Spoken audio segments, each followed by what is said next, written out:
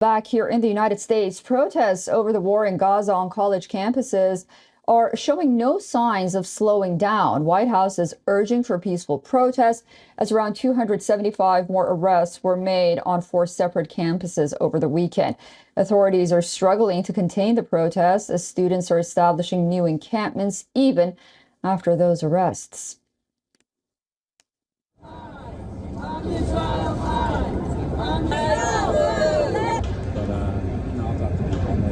This encampment and myself are here first and foremost to take a stance against the ongoing genocide in Gaza and the occupation of all of Palestine from the river to the sea.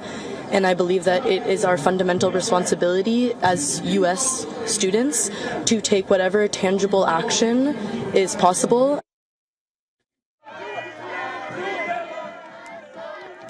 Skirmishes between pro-Israeli and pro-Palestinian demonstrators were reported at the University of California, Los Angeles, though the site had not so far seen peaceful protests.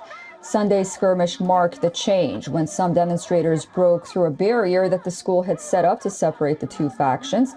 Members on both factions shoved one another and shouted insults, and in some cases traded punches, while the administrators at George Washington University has suspended many protesters who remained at an on-campus encampment. In the past 2 weeks, pro-Palestinian protests have spread to college campuses across the United States. The widespread protests are triggered by the mass arrest of over 100 people at Columbia University here in New York more than a week ago. Since then, hundreds of protesters from California to Texas to Atlanta and Boston have been arrested as they establish similar encampments used by Columbia students to call attention to the humanitarian crisis in Gaza.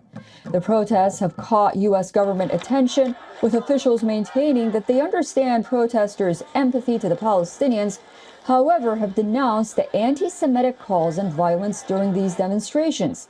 Meanwhile, in Rafah, Hamas organizes student protests, thanking U.S. campuses' solidarity demonstrations with children, holding banners, thanking the varsities.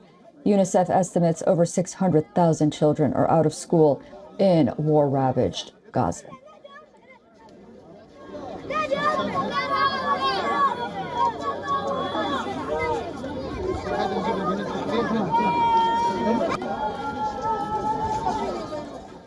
For all the latest news, download the WION app and subscribe to our YouTube channel.